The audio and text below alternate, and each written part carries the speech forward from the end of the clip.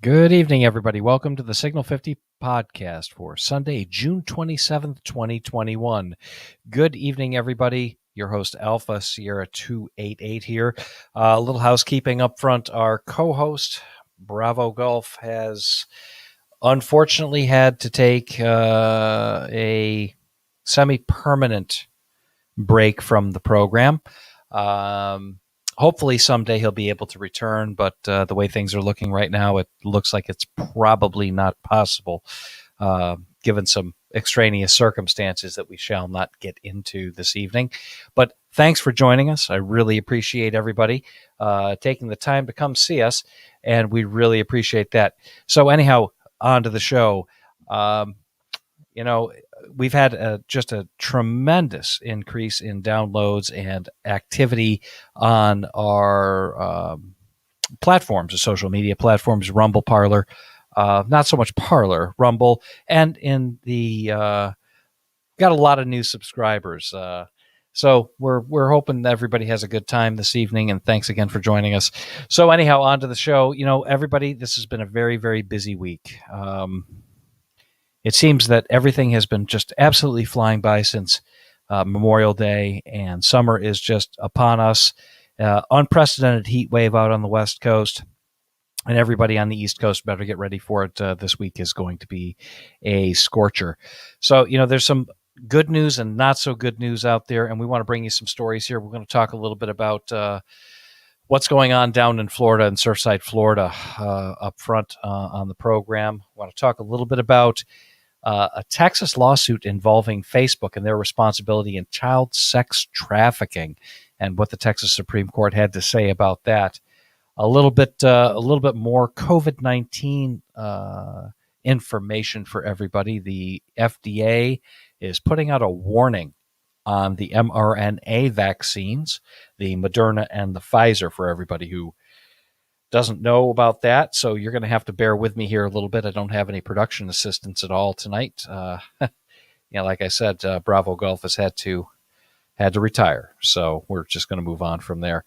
So we're going to be talking a little bit about the FDA warning, and something that we really have been keeping an eye on for a while is the eviction moratorium, federal eviction moratorium, being extended by a month for people who were unable to pay rent from COVID-19.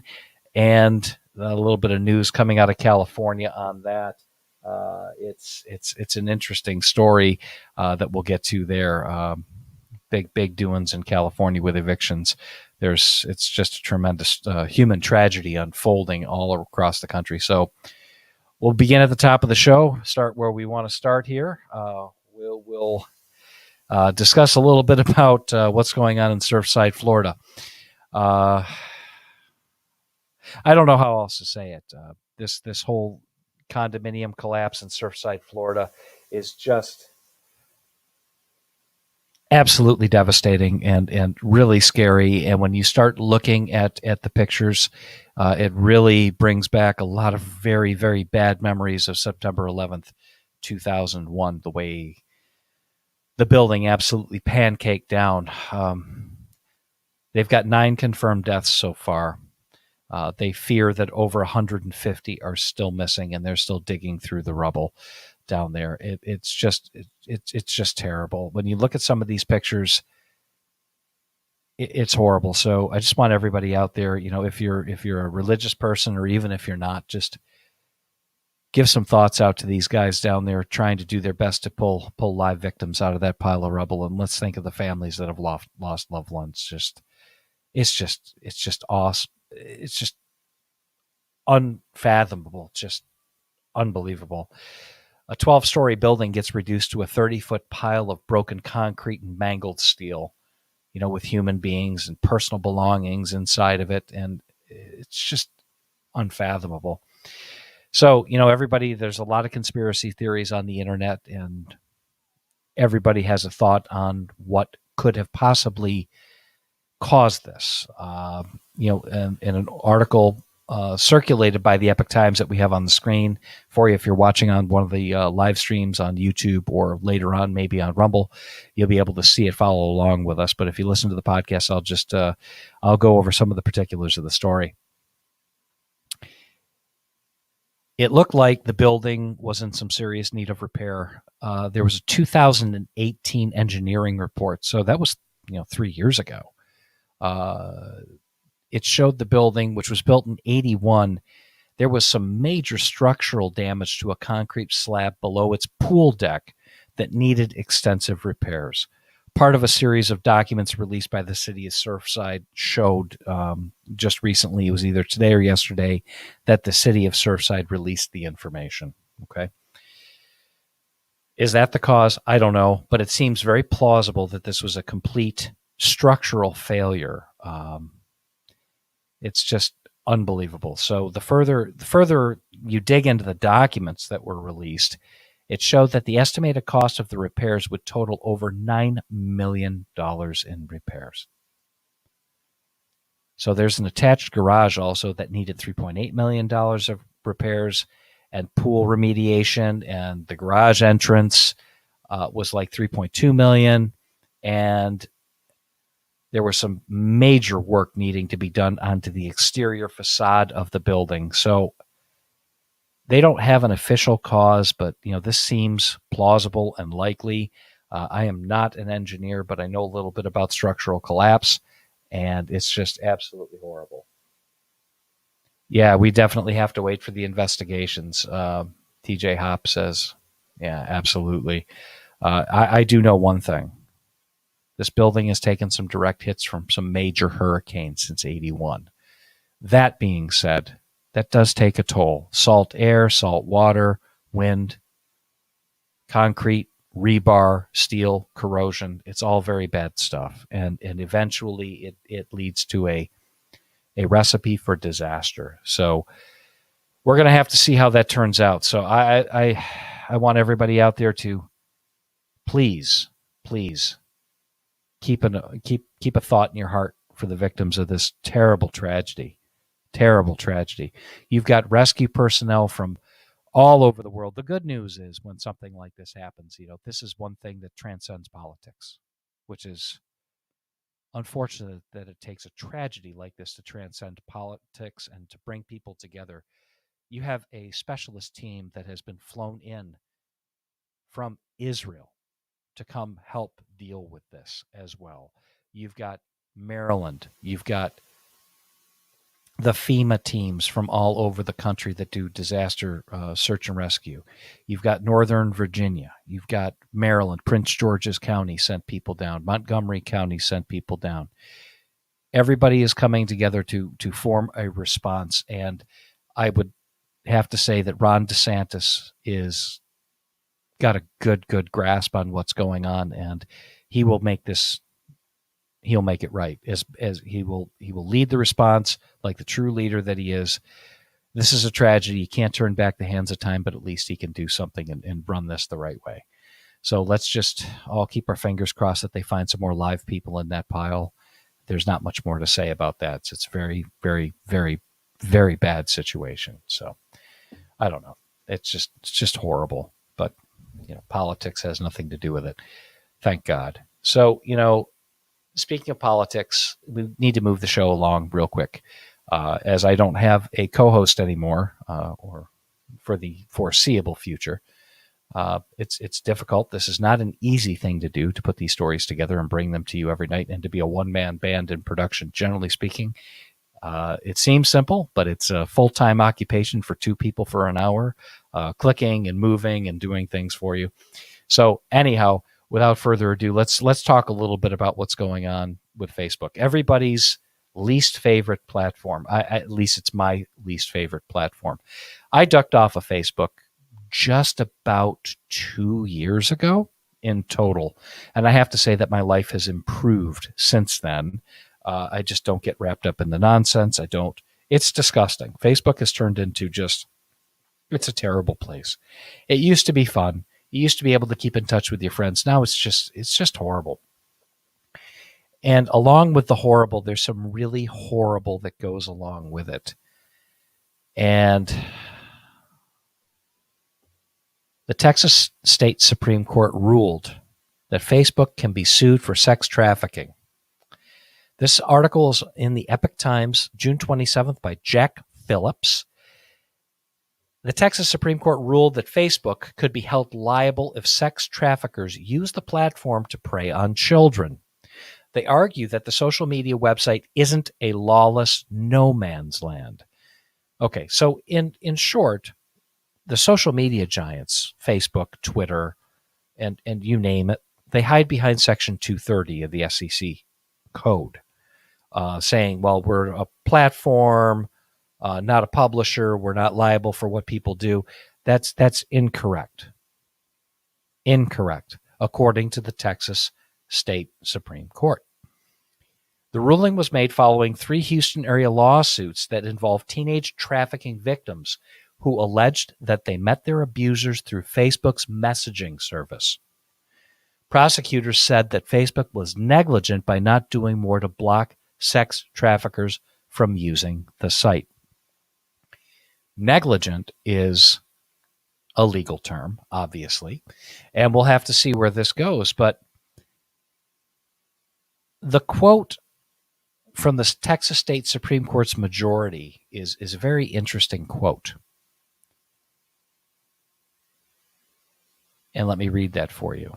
We do not understand Section 230 to create a lawless no man's land on the internet, in which states are powerless to impose liability on websites that knowingly or intentionally participate in the evil online human trafficking. Intentionally, knowingly, and intentionally are very, very, very strong words. I want everybody out there with children that you let them access the internet. Everybody, talk to your kids. Talk to your children. I remember back in the days when I was a child, there was stranger danger. Does anybody out there of my vintage, right around 50-ish years old, remember Adam Walsh? And what happened when Adam Walsh was kidnapped, and we made a big deal out of, keeping your eye on children and understanding what your children are doing, knowing who your children are talking to, taking responsibility. With the advent of computers, tablets, whatever, you do not know what your children are doing. I would offer that no matter how good your kid is, it is very easy for a young, impressionable person to get sucked into something they unwittingly become part of. It is important. It's incumbent upon us as parents and as mentors and role models to younger people at our age to impress upon them how important it is to understand who their children are talking to, what your children are doing on the internet, what websites they visit. And no matter how much they kick and scream about their kids do this, my friends do this, my friends' parents let me do this, stop it.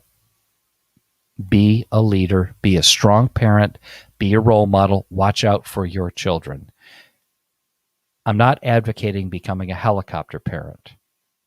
What I am advocating is this is a much different situation these days than it was when we were children. Now we let strangers into our house, into your children's bedroom. There are cameras on these devices and microphones. Communication with people all around the world is at the touch of a button. It's very simple for a child to get sucked into something. They have no idea what they're becoming involved with or who they're becoming involved with at all. And you as a parent need to understand what your children are doing. So we need to understand that. So what are the implications of this? I don't know what the implications are going to be. If child sex trafficking is involved here and Facebook is held liable, these are strong words, people. Knowingly or intentionally participating in the evil of online human trafficking. Knowingly or intentionally. What are the ramifications for Facebook? Does a financial damage do anything to make these children that were trafficked whole? It does not. The damage is done. I think social media has become a very dangerous, very evil place, and it is about time that these social media platforms they get held responsible for unlimited and unfettered access to everybody on the planet. And there was a time when there was an age limit to people that could join Facebook. There has to be a way for children that are under the age of 18 to be vetted and make sure they are not part of social media platforms such as this. I don't know how to do it, but I think that's important to look at. Anyhow, moving along. So Facebook is a garbage dump. It's a dumpster fire of a website, and all manners of dirt bags are on it. So it's really bad. It's really, really bad place. So moving on, we've talked a lot about COVID-19 and vaccines and to vaccinate, not to vaccinate. No, your choice, your choice. We don't give medical advice on this show, or I don't give medical advice on the show. I am not a medical professional. No matter how many times I've stayed in Holiday Inn Express, I still can't help you with that. Those are decisions that you need to make with your doctor, depending on your circumstances, your children's circumstances, your health conditions, your comorbidities, etc. It's always wise to consult a physician and get their opinion. I probably wouldn't want to go to like the local Publix or Wegmans and go get a COVID-19 shot, right? Without, the person that was ringing your groceries a week ago is now jabbing people in the arm with vaccinations. I think that's probably a very bad idea. So, and that's really what's going on all over the country, pretty much all over the world right now. And that was probably the fastest way to roll out a vaccination campaign, was to get everybody involved that could be involved, even without a medical background. So am I telling you not to get vaccinated? No, I'm not. But what I am going to share with you folks is a story that came out yesterday or Friday. The FDA has now put a basic warning on the COVID-19 vaccine. Now, we've all heard that there have been some problems with heart inflammation, either myocarditis or pericarditis. This article comes from the Epoch Times. It's the Signal 50 source, reference source. The author is Jack Phillips. It's to yesterday's date. The story came out. So the FDA announced earlier this month that it would add the warning after Centers for Disease Control and Prevention, CDC, had reported that more cases of heart inflammation, either myocarditis or pericarditis, were found in young adults and children after they received the vaccines, which use mRNA technology. We've talked about that before in the past, right? mRNA technology is just a very different technology to make a vaccination. It clones some of the characteristics of a virus. It gets into your system, and it's supposed to recognize the virus and attack it. Okay. Unlike a traditional vaccine, like the Johnson & Johnson vaccine is an adenovirus-based vaccine, a lot more traditional. Can't say whether it's more or less effective. I cannot speak to its risks. I cannot speak to its benefits. However, they're not talking about this in this article causing endocarditis and myocarditis. Now, everybody needs to remember that these vaccinations were approved for emergency use because we were in a worldwide pandemic of a relatively dangerous strain of a virus that attacks people with specific comorbidities or in situations if you're vulnerable. Okay. We all understand that. We all know it. COVID-19 was extraordinarily dangerous, extraordinarily virulent, traveled very, very quickly throughout the population of the world. It started in Wuhan, China, and it came around and it just ravaged the entire world. So we have to understand that they rushed the vaccines to the market.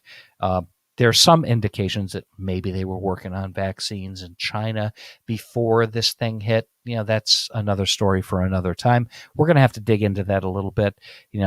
Maybe there was some suspicion that this might get out, and I don't know. Interesting, huh? But anyhow, we'll just talk a little bit about what we do know. The warning issued by the FDA says that there may be increased risks, particularly following the second dose, with the onset of symptoms within a few days after vaccination. So it's really interesting that they're pushing everybody to get a vaccination that hasn't been fully tested. You have a vast majority of the population of the United States. I think we're approaching like 80% of the people of the country have been vaccinated by now, I believe. Maybe I'm a little off on that. I'm using my own county where I live. We're at 82% vaccination. We've had no hospitalizations and no deaths, okay? So either that's a coincidence or summertime is taking care of the virus. A lot of the mask mandates are dropping and everything is loosening up and people are out and about. Trust me when I tell you, everybody is out. But there are still people wearing masks, walking down the street, riding their bicycles, driving in their cars, which I find completely ridiculous. However, you do you go after you. So anybody that says that these things were fully tested, no, they could not have been. This would have been something that they would have picked up in the clinical trials. Okay, so here's the danger, right? Here's the dangerous part as I see it.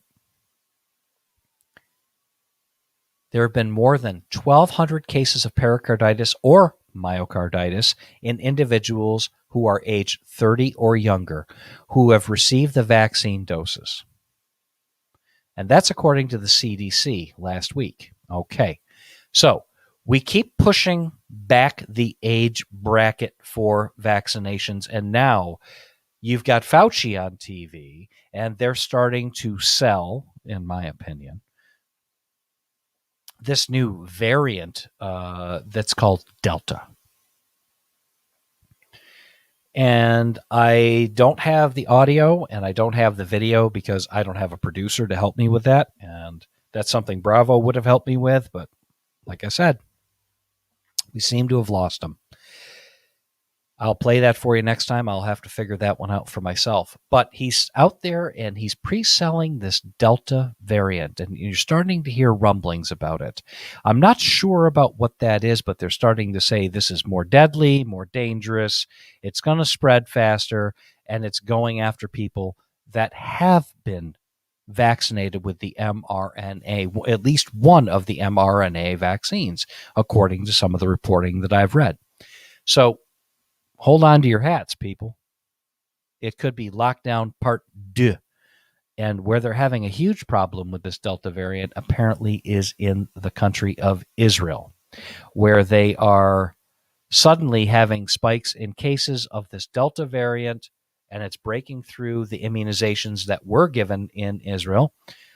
So I'm not sure about the numbers there, but I tend to believe the people in Israel, the scientists in Israel, they seem to be a pretty competent bunch of people. And we're going to have to keep a very close eye on that. The way things are looking in Israel, it looks like that country could get locked down again very, very soon, and we're going to have to see how that goes. I hope not. I have people traveling to Israel here very soon, and if they go and they get trapped there, that could be challenging. So we're going to have to see about that. You've got Fauci on TV. As much as you got to remember everything that everybody says. There's a grain of truth in it, and if there's another variant of this virus out there, and well, we're going to have to keep an eye on that and see where it goes. But, it's just not good news all the way around. So we're going to have to keep an eye on it. Like I said, not telling you not to get vaccinated. I'm not telling you to get vaccinated. The choice is yours. Go see your doctor. Talk to a healthcare professional about that. Just like we don't give financial advice here either. You need to talk to a qualified financial planner or a broker or somebody who is vested and invested into your long-term earning potential. But anyhow, moving along. So we've talked about Facebook, and we talked about, unfortunately, the collapse, and we talked about the FDA warning about the heart inflammation related to COVID-19 and mRNA vaccines. Something I really want to talk about, and we're going to rip through this material just as quickly as possible here to keep the show as quick, tight as possible tonight. We only got one person talking, and it's not as easy as it looks. So we're going to talk a little bit about the Biden administration extending the eviction moratorium by one final month. You've heard us talk about it before, and we will continue talking about it until people start paying attention. This is a story from June 24th from, again, the Epoch Times. The author's Emil Akan. The Biden administration announced on June 24th another extension of the national moratorium on evictions to support renters and prevent foreclosures. The measure, which was imposed by the Centers for Disease Control and Prevention in response to COVID-related hardships, had been scheduled to expire on June 30th. Okay. The CDC extended the directive by a month to July 31st while calling it the final extension.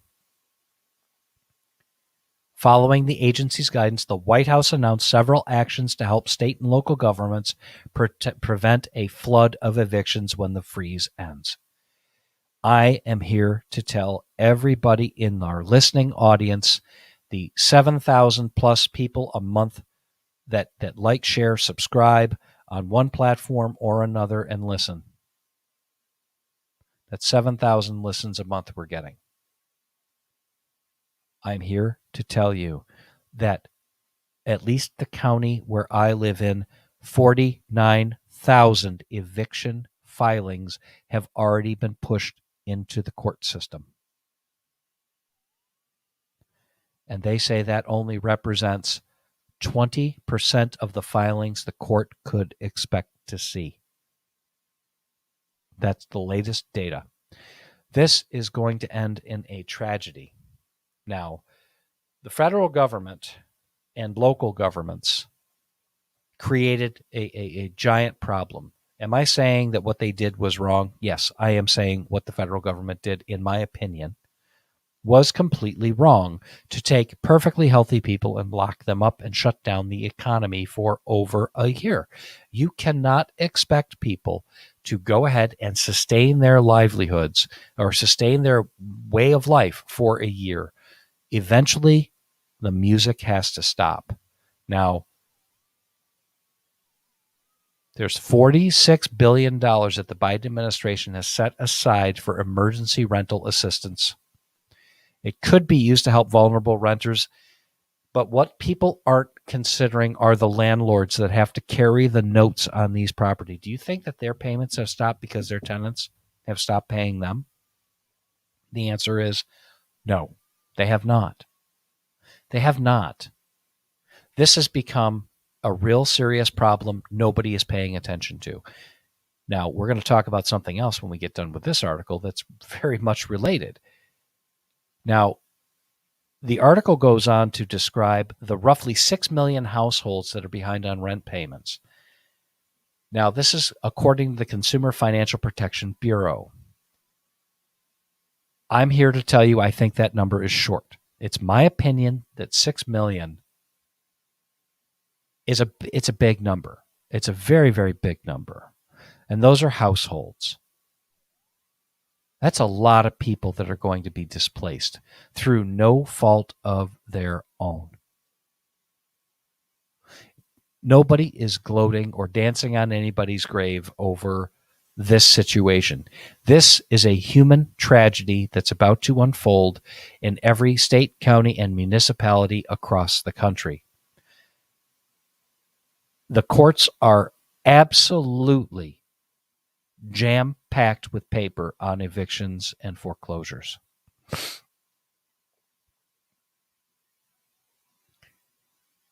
I don't know what to tell you.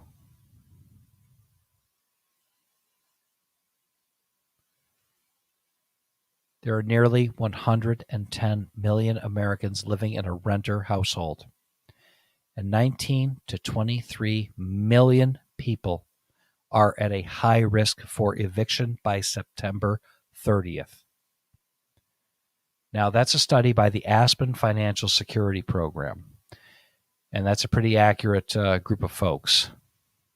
So this is a bad situation, people. That's a lot of people to be out on the streets. Think of the human tragedy. I don't want to give anybody any credit. I really don't. I don't really want to give anybody any credit here, especially in California. California's got $5.2 billion. Another story out of the Epoch Times. Gavin Newsom is going to try to divert $5.2 billion for rental relief for his state to prevent evictions and to make landlords and tenants whole again. This is one of those cases where I have to be on the side of making sure people don't find their way to the streets. It's a bad situation. However, I am very much a free market person, but you cannot fault people for not paying their mortgage, their rent, because some government bureaucrat decided it was safer for them to stay home than to go to work to pay their rent. The risk of their being homeless was much less dangerous than their risk of catching a virus that most probably was 0.01 to 0.02% fatal. I have news for you. You have about 100% chance of being a homeless person if you don't pay your rent for a year, and you are going to be so far behind, the economy took a giant hit. And these people are going to have a very, very difficult time getting back to work. Eventually, this is going to be bad. So everybody needs to keep your eyes on this situation. It's just really, really bad stuff out there. So, the financial markets out there are really unstable. Everybody knows that. You have evictions. July 31st is going to be, that's it for people. That's the final chance. So I just don't know what to say about it. It's a very tough topic to face, but we have to do something with it. And I don't know what the answer is. But, the financial markets are very, very unstable. We have advised everybody from the program here, all of our listeners to the Signal 50 podcast over the past couple of months. Definitely get a hold of your financial planners and get a prospectus on what moves you should be making to protect yourself. I know that a lot of people are making moves to cryptos. Cryptos are very, very interesting. I don't know enough about them. I know enough about them to be dangerous. I think that that's a very, very interesting way to invest your money. I think it's a very, very interesting new area of the economy to look at. I know a lot of people have made a tremendous amount of money trading cryptos and holding cryptos and mining cryptos. I think it's very interesting. I just really wonder a few things about cryptos. Now, anybody out there remember when the pipeline company had to pay a $5 million ransom to the people that shut them down and held their computers ransom? Does everybody remember that? Yeah, I remember that.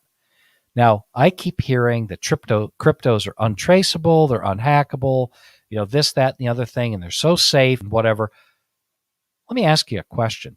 How is the government advertising that they got the vast majority of the money that was paid in crypto to these people? How did they get it back? How did the government get that back if it's so safe and isolated and secure and away from the government's eyes? Somebody want to answer that question for me? That would be a real interesting thing to understand. So, on that note, that's pretty much all we have for you this evening. Watch the economy, watch the news. There's a lot of things going on, a lot on the political horizon that we'll start covering. Trump is back out doing his thing. Some inklings that he may be running again in 2024. I find that very, very interesting. I would certainly like to see President Trump back in office again. I really thought he did a great job. Opinions may vary on that, and I talked to a lot of people who really think that he did a very poor job. I think the poor job that he did was his human resources decisions. I think he made a lot of bad hires, And I think he was not quick enough to fire people. I think when he came in, he should have fired everybody. He should have taken everybody's resignation. And they just made a lot of hay. The Democrats made a lot of hay about him trying to get rid of people and put his own people in, FBI director being one of them. So it's just very, very interesting. One theory that is floating around out there in the ether that I do want to talk about here really quickly, it's kind of a fun thing to think about or talk about, is what are the chances that Trump, I know he did a rally, and there's some thought out there that he is definitely going to run again in 2024 for president. Well, however fun that would be, wouldn't it be a whole lot of fun if Trump decided to run for Congress? He lives in West Palm Beach, which is a blue area of Florida. It's a holdout blue area, but people love Trump down there. They really, really do. I think he could win a congressional seat in 2022. Anybody that he goes up against, he's going to blow out of the water. Wouldn't it be just really super cute if he managed to become a congressperson from the state of Florida? He goes ahead and he becomes Speaker of the House. We win a Republican majority in the House and in the Senate, and we go ahead and impeach Joe Biden, who looks like his cream of wheat is running out of the corner of his slack jaw. I can't believe what this guy is doing. I cannot believe that this guy is the president of the United States. His approval rating is in the toilet, much lower than Trump's, by the way. I don't know. It's really interesting. We're going to wait and see what these recounts do. We're going to bring that to you on the next program. We're going to talk a little bit about the upcoming election, some of the international stuff that is going on. But for tonight, I'm going to have to say goodnight to everybody. I'm going to keep it short. Keep it tight. Everybody have a great week. Make sure to visit us on signal50.com. Us, where there is no us anymore, at least until we can find maybe a replacement for Bravo. We'll have to see what happens. Visit us at signal50.com. Make sure to catch us on all of your favorite podcast outlets. And don't forget to like, share, and subscribe this video. If you catch us on YouTube, we really do appreciate it. And on that note, I'm not going to play any music. I'm not going to do anything like that. And I'm just going to have to say goodnight to everybody. Make sure to visit POF USA, POF-USA.com, makers of the finest AR-15 style rifles on the planet. I'll go that far. There is another sponsor that we could be picking up here very soon, and we'll have to see how that goes. But sorry for the short show. We've had some personnel challenges, so we're going to have to move along with that, and we'll go from there. Everybody have a great week. Keep the faith, and we'll talk to you later. Bye-bye.